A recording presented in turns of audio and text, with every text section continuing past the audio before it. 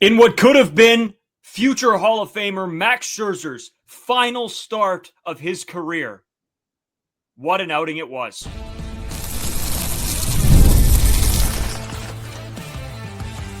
You are Locked On Blue Jays, your daily Toronto Blue Jays podcast. Part of the Locked On Podcast Network, your team every day. Welcome back to Locked On Blue Jays. Thank you for making Locked On Blue Jays your first listen every day. We are free and available wherever you get your podcasts and on YouTube, part of the Locked On Podcast Network, your team every day. Today's episode brought to you by FanDuel. Right now, new customers can bet just $5, and if your bet wins, you'll get $300 in bonus bets to use across the app. Download the app today. What a game. I'm going to start it there, but I mean, the main talking point and what we'll spend a ton of time on today is Max Scherzer. For those of you that don't know, post-game, John Schneider was asked, why did he put the ball in his back pocket when he came to take Max Scherzer out of that game? And obviously, John was not going to give a straight answer to that, but I think we can all tell that this is a possibility of being Max Scherzer's final start in his career. What a career it has been, future Hall of Famer, and to go out, if he does, barring that he does get one more start in this playoffs, what an outing it was. A day that you needed Mad Max Scherzer. I think the guy that all Blue Jays fans and all baseball fans everywhere were hoping we would see one last time. And boy, did we ever. We'll get into a lot more as we continue. Brayden Wasco, Carter first, as always. Brayden 5 Wasco, Carter first too, as well as Locked On Jays on Twitter. You can find us on Instagram and TikTok at Locked On Blue Jays. Hit the subscribe button if you haven't already. You guys have been killing it with the comments, the likes. We leave your guys' opinions on where this team is at, what you were just witness to last night. Because, Carter, let's get right into it. I mean, to be honest with you, growing up, it was Max Scherzer. It was Clayton Kershaw, right? It was these two guys. And I didn't have the highest of hopes going into this game for Max. With how he sort of finished the season, it wasn't great. And it sort of brought a little bit of a tear to my eye watching him leave the mound and still being Max Scherzer.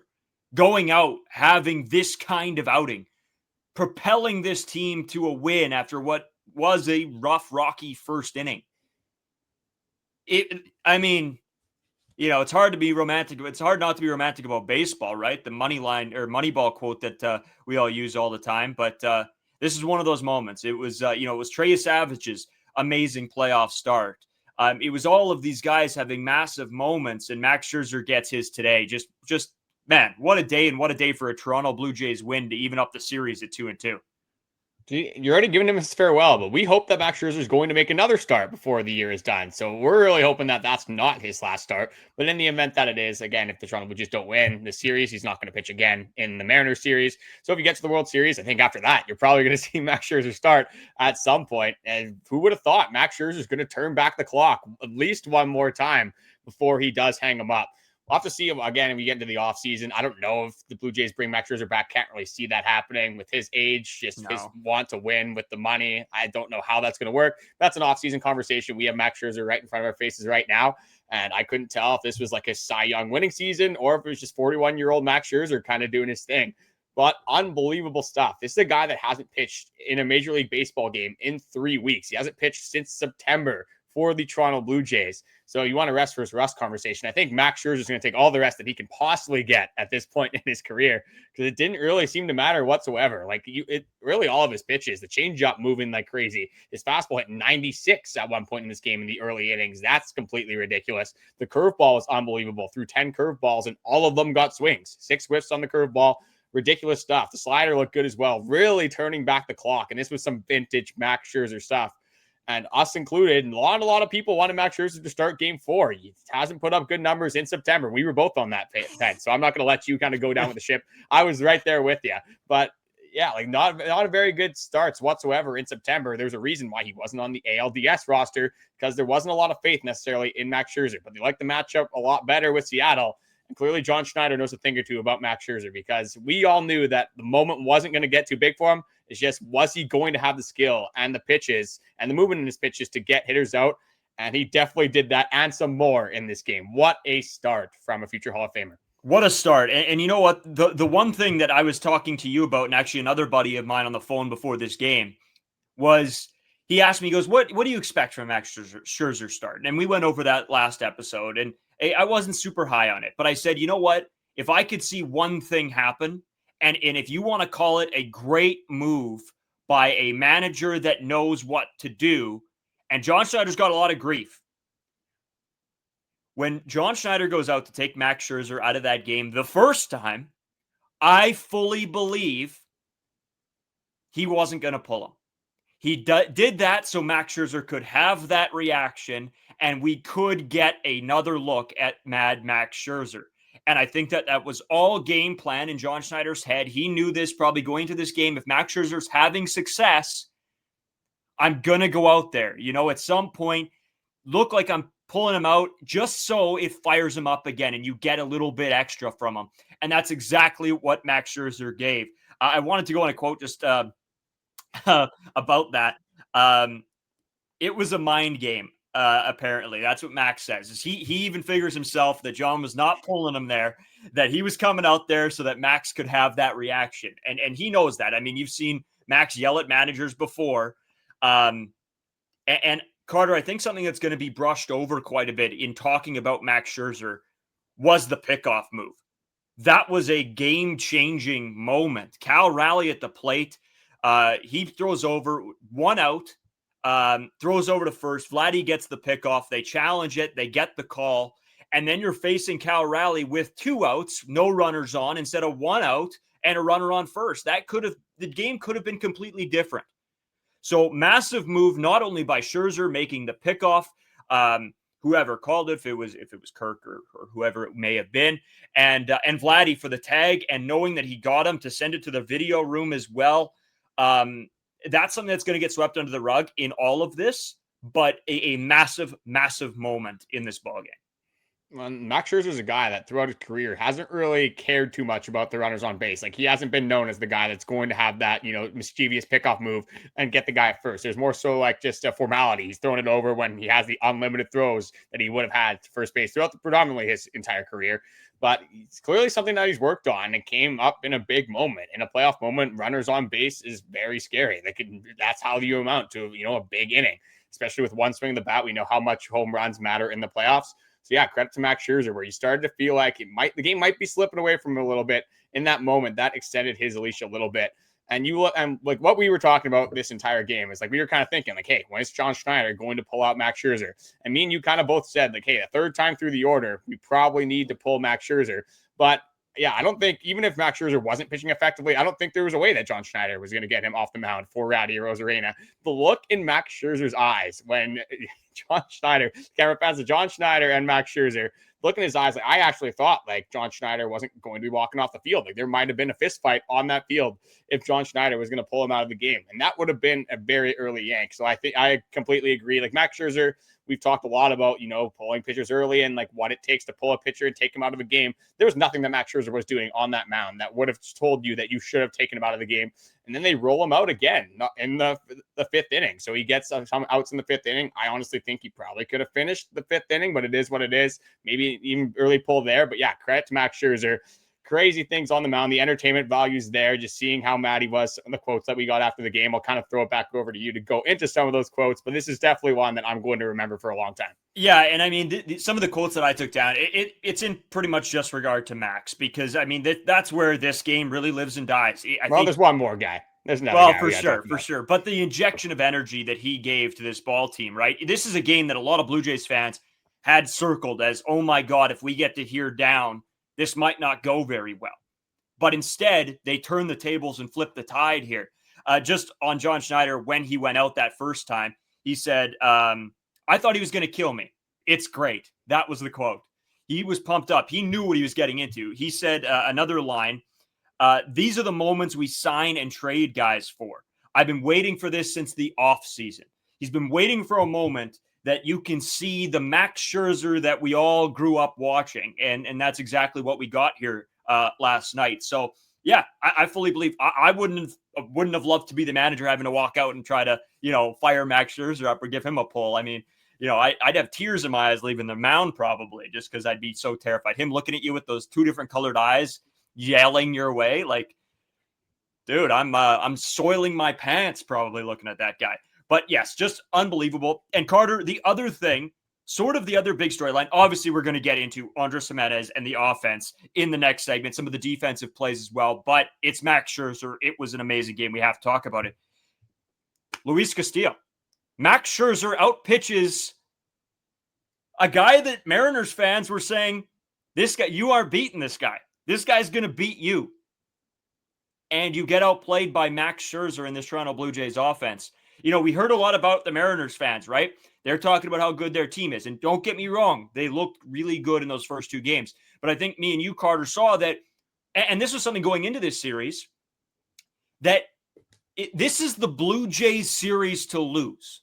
If the Blue Jays come out and play like the Blue Jays, they're going to have success. And if the Blue Jays don't do that, then yes, of course, a team's going to take advantage of that. And I think that's what we saw in the first two games of this series. But now we're seeing the Toronto Blue Jays team that we saw during the Yankees series, that I think we expected to come into this game. Maybe not with some of these guys, but just seeing the pitching matchup and the bullpen, Carter. We'll get into the offense next segment. But the bullpen itself, Max Scherzer, getting a win when, there wasn't too many people that probably thought that Max Scherzer was going to go out there and give you 5 2/3. This was kind of like the game one for Toronto Blue Jays fans, where you thought you had the pitching advantage, you had the pitching matchup, not necessarily a must win, but a win that definitely would have mattered a lot. Seattle's 3-1, going into another game in Seattle. And then the Blue Jays have to win 3 in a row. Again, very tough sledding. Now it's 2-2. It's a brand new series.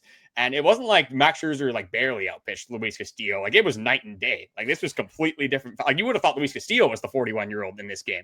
But the Jays, these were games that happened in April and in May. But this isn't their first rodeo, the Jays hitters with Luis Castillo. There's a lot of matchups throughout the years that these guys have had a lot of experience with Luis Castillo. And we said, or at least I said on the last podcast, Luis Castillo's best years are behind him. It's not that he's a bad pitcher by any means whatsoever, but the velocity has kind of peaked out. He was sitting kind of 94, 95 at times, not that 96, 97 that he threw earlier in his career.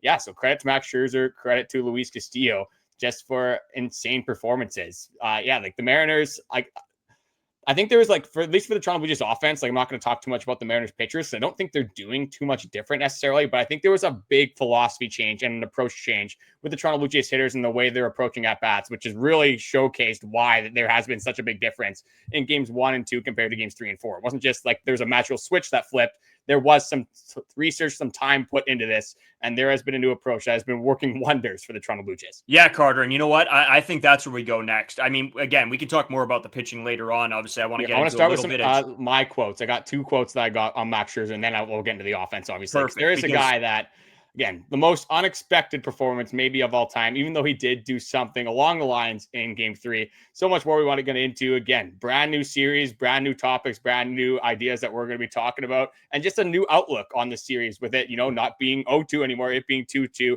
and a right equal series. And it's almost like a wild card series. Not the right terms we want to use, but it's a best of 3 at this point. Bunch more we want to get into, and we're going to dive into it all right after this short break. Today's episode is sponsored by Prize Picks. Every day we make decisions, but on Prize Picks, being right is actually what gets you paid. Don't miss the excitement of this football and baseball season with Prize Picks, where it's good to be right.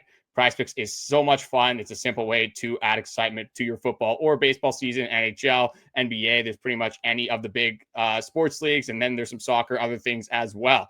Whether it's Josh Allen's passing yards or Saquon Barkley's rushing yards or for his touchdowns, you're right in the game. So with the Toronto Blue Jays games on, there was a couple NFL games, or at least one NFL game on Thursday. But with it being the ALCS, I have mainly been focusing on the Toronto Blue Jays. And what have we seen offensively? We've seen dynamite. So I am picking more than pretty much everybody on the Toronto Blue Jays offense. More than Springer hits, more than Lucas hits, more than Vladdy home runs. I'm hoping that he hits a home run in that game. So I am hammering overs and more thans for everyone on the Toronto Blue Jays offense, and we encourage you guys to do that as well if you believe in this team really coming back against the Seattle Mariners team in the series. So download the PrizePicks app today and use code LOCKEDONMLB to get $50 in lineups after you play your first $5 lineup. That's code LOCKEDONMLB for $50 in lineups after your first $5 lineup. PrizePicks, it's good to be right. So, Carter, as we continue, obviously we're going to talk more about the offense and a point that you made talking about a mindset approach switch, which we talked a ton about over the last few episodes of something that needs to happen. And so we'll get into that more, but I know you want to specifically go into one thing. So I'll throw it over to you. Yeah, it's actually three, but they're all correlates to the same thing, and it is Max Scherzer. I think one of the best parts about like the Max Scherzer and John Schneider conversation was not the actual conversation, not what Max Scherzer said, but Ernie Clement's reaction to that conversation. You just see him dying laughing on the mound. Max Scherzer and John Schneider, like Max Scherzer's trying to get in a screaming match on the mound in the middle of the ALCS with John Schneider, and Ernie Clement obviously knowing how big of a psychopath Max Scherzer is, obviously in the best ways, but they know not to mess with him. And this kind of goes into what IKF said during the Max Scherzer mound visit as well. IKF goes in and says, I was nervous. I'm always nervous around Max when he's pitching. I'm told not to touch him, not to talk to him. And for me to see that fire and to see him finish that inning, I think that was the coolest part. So yeah, even the players are a little bit intimidated by Max Scherzer, and honestly for good reason, because you see the look in that guy's eyes. And yeah, I would not want to mess with him on a start day either. But this is, again, another funny part that I figured would be great for the podcast is during the switch off when John Schneider was answering questions and Max Scherzer was going to answer some questions. So John Schneider, as they were passing each other in the doorway, Schneider slapped Max Scherzer on the back. And obviously I can't say the full thing, but he said, all right, you effing psycho, get in there. Just so funny just to see the relationships and the friendships that these guys have on the team. We've heard about so many times about how close this team is, and you can really see it in these post-game interviews. You can see it on the field in their actions, their body languages. So it's just funny to see some of those moments that these players and coaches do have. So John Schneider, if there's, and like you can say a lot of things about John Schneider, but you can't say that he doesn't have the players' backs and the players don't respect him. No, absolutely. He's a for this team manager, right? And as much as, we complain, and there was a lot of complaining going on about certain moves, that's fine. But I think at the end of the day, the most important thing is, yes, obviously you want him to make the right moves, but I think if you have the respect of the players on this team, I think that goes a long way as well. Otherwise, you might see it differently, but you're seeing the faces and the want to compete and for each other out there. I think that's a big difference maker. Just talking obviously a little bit about Max as well, just before we cap sort of the whole thing that we've been going on for 20 minutes about Max Scherzer. He was asked a question about how does it differ playing, the Yankees back in the day with Jeter and all of them compared to these new guys, these young guys now. And he goes, nothing. These guys are going to be the superstars of this generation, right? The Cal Rallies. He goes, nothing's different.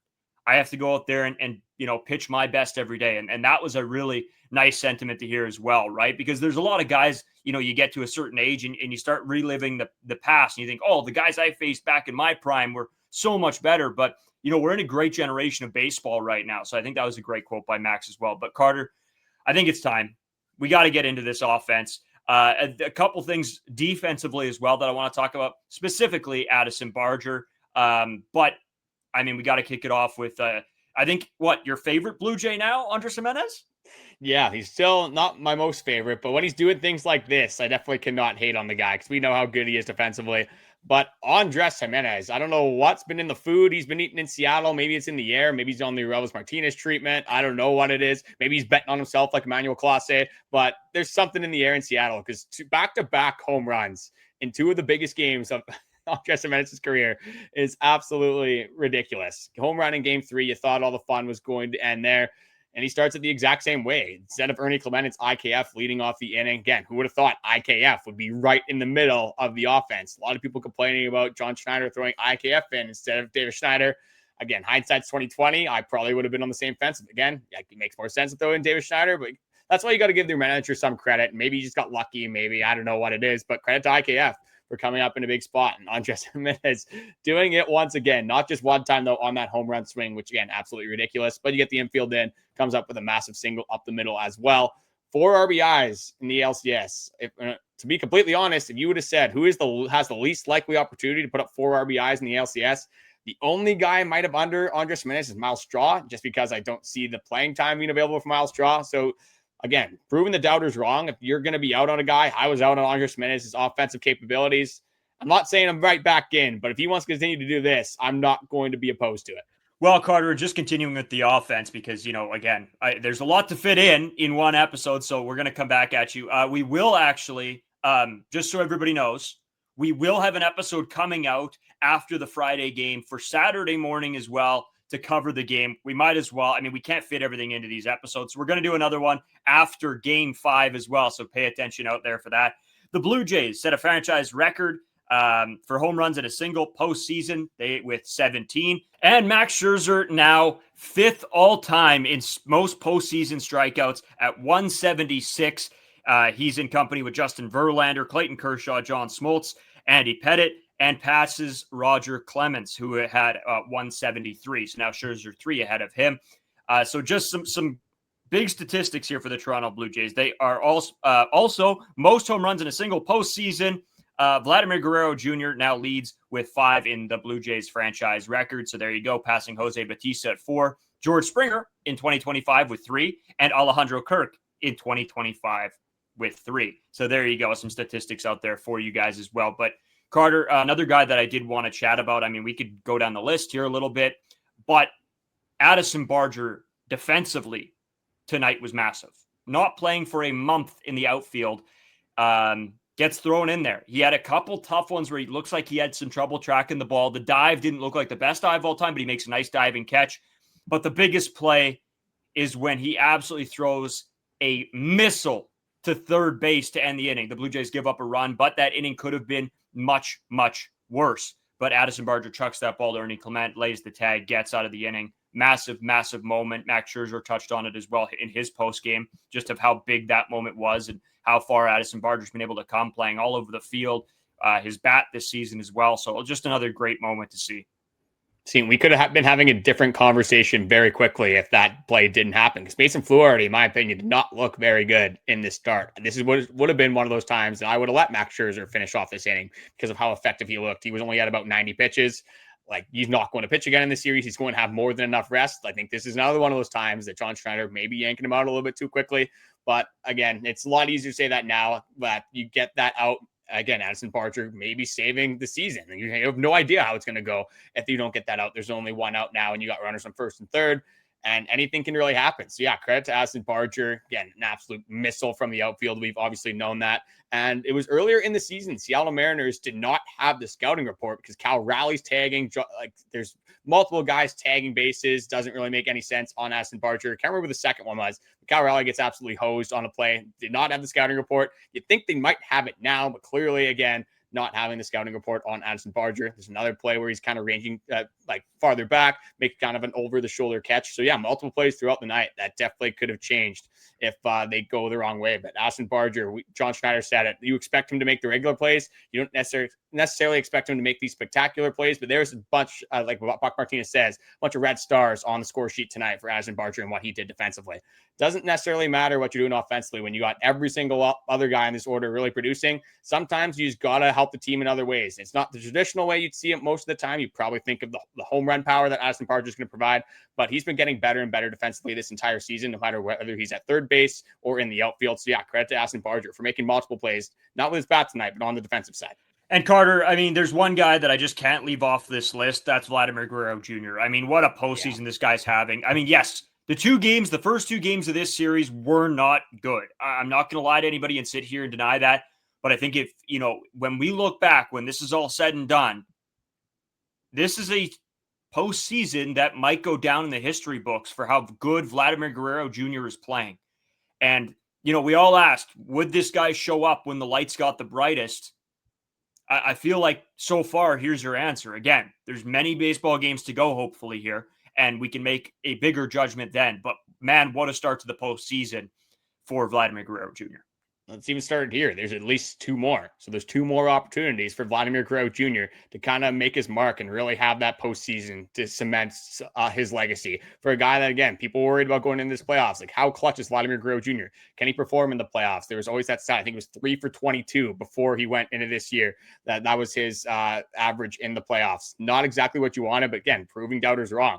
If he's going to have this caliber of postseason, he's going to put up these type of numbers in the postseason. Nobody's going to care that he hit 23 home runs, I think it was, in the regular season. That's not going to be a number people remember. It's going to be that postseason home run number. It's going to be the average, the OPS, just going over the stats for Vladimir Guerrero Jr. And this is including the 2 games where he went 0 for 7, but a 455 average, 5 home runs, 11 RBIs, of 1,470 OPS. Just insane stuff, leading the major leagues in the postseason home run totals. we said if they were going to be successful in this playoff series, in this playoff run, you were going to need big at-bats from Vladimir Guerrero Jr. And other than those first two games of this series, he has been delivering on a crazy pace this entire playoff series and this entire playoff run. So you get Bichette back again. There's a lot up in the air there, but you don't necessarily notice Bichette being gone too much when you got guys like Ernie Clement. You got guys like Vladimir Guerrero Jr. You got guys throughout this order, Andres Gimenez apparently, Nathan Lucas, George Springer, that have been producing and have been coming together to really have this all-in-one next man up mentality. And it's been working wonders throughout this playoff run for the Toronto Blue Jays. Yeah, Carter, another guy, obviously Ernie Clement. We've touched on Ernie Clement a lot here on this podcast because, we're big fans of the guy. But I mean, there's almost too many guys you could go into. Like Ernie has 14 hits through 8 games. Like there's only 2 other players in MLB history that have done that through 8 postseason games. It's like just insane stuff. It's incredible what some of these guys are doing. Like we see all these, like I swear to God, every single game you're seeing franchise record, postseason record, franchise record, Blue Jays record. Just every single time. This team is very special, and hopefully we get to see more baseball. And that's why, again, we talked about the significance of Game 3. Talk about the significance of Game 4. It just continues to transfer over. Now Game 5 being a monumental game. Toronto Blue Jays win that game, and like we said, they go home to the Rogers Center up 3-2, and you only have to win 1 out of 2 games at the Rogers Center. That is something that I'm pretty sure every single Toronto Blue Jays fan is going to take in an ALCS series. Yeah, Carter. One more guy I wanted to touch on just quickly, and it's nothing massive. I've become the biggest fan of Miles Straw of all time, dude. When he rounds third to break for home, the slide into home, I know it's not a play that's going to stand out to everybody, and it's not, game breaking. But in that moment when he slides into home, right, with his speed, not many guys are going to be able to make that play at home, get there safely. And for him to do that, I think it just shows the heart this guy has, right? He wants to compete. He wants to be in there doing his part, whether it's defensively, whether it's, laying down a bunt when need be, or being that base runner. It's all of these pieces coming together for this ball club. That's why they have success. So I didn't want to leave anybody out here. And that was a play that just stuck with me. I'm like, wow, that's a heart gritty play for Miles Straw, being able just to turn on the jets and get home. Well, especially like the jump he got and the reaction that he had at second base. It wasn't the go right home. It wasn't like that contact play. He hesitated. He almost went back to second base. So there's a lot of players on this team that are definitely not scoring on that play. Maybe the only other one is Andres Gimenez. So yeah, credit to Miles Straw, right place, right time. Maybe not the greatest read, but using the God-gifted talent, using that speed, the reason that he's on this playoff roster to provide defense and be a menace on the base path. So that is huge from Miles Straw. One more thing that I want to go into before we do preview the 5th game of the series. We talked about an approach change in the first segment. We talked about why this offense has all of a sudden shifted and why they're starting to hit.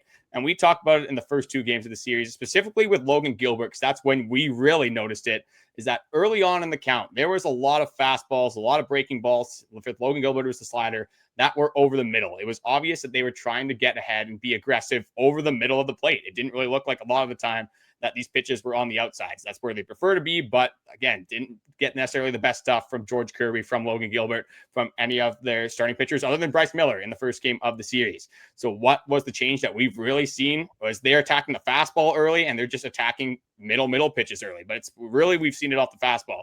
George Springer, Ernie Clement, Vladimir Guerrero Jr., all of these guys that have been very good at hitting fastballs all season long. Clearly, Pete Walker, the hitting coaches, David Popkins, John Schneider, they're all looking at the tape. You got obviously Hunter Mens, all the other guys in there looking at the tape, realizing that, hey, there was a lot of pitches early in the counts that they could have done damage on. And that is that philosophy change that you saw.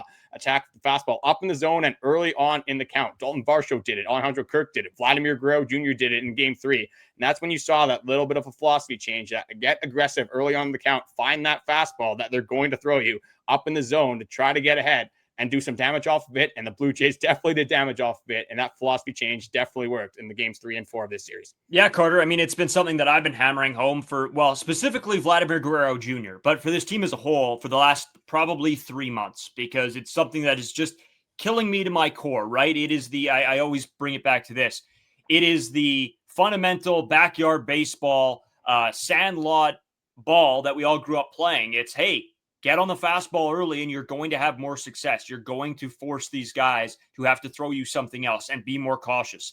So with them doing that, I mean, this is just exactly what needed to happen. And that exactly, you said it, the change, the shift that happened in this ball game all stems from that offensively. So yeah, that is 100% a great take. We want to hear from you guys, obviously, down in the comment section below. So make sure you guys leave those. We'll be right back. We're going to talk Game 5. We're going to tee it up for you guys. Who are the pitchers?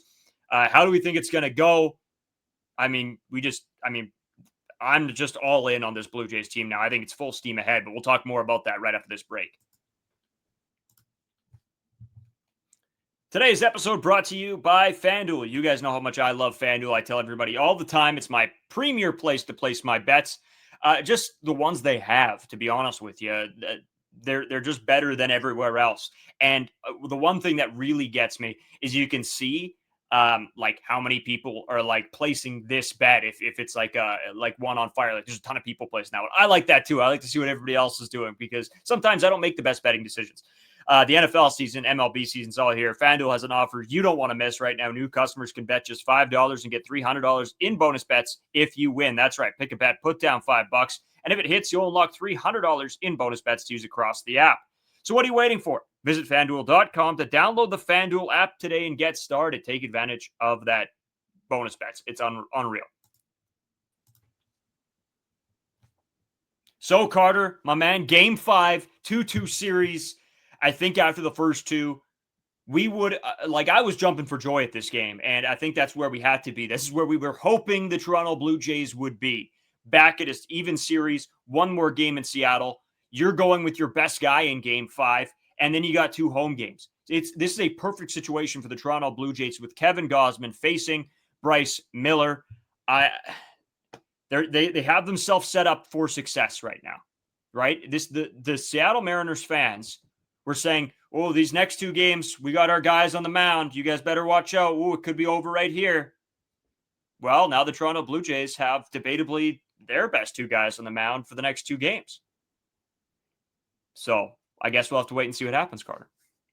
Yeah, like when we look at the semantics of this start, like Bryce Miller is the 5th best starter on the Seattle Mariners, but like that's not saying that this guy's a bad pitcher by any means. That's right. Seattle Mariners have probably the best starting rotation in all of baseball. Maybe there's the Dodgers, there's some other teams that can compete, but I would say for sure top 3 rotation in all of baseball. And this is a guy that had a 2.94 ERA last season, was one of the better pitchers in all of Major League Baseball last year. Has dealt with a lot of injuries, but we saw how effective he can be. A lot of it had to do with the fastball velocity, but it was just that command on that fastball. And again, attacking early, getting ahead of in counts. But that's the philosophy we saw in Game 1. The Toronto Blue Jays not very aggressive early on.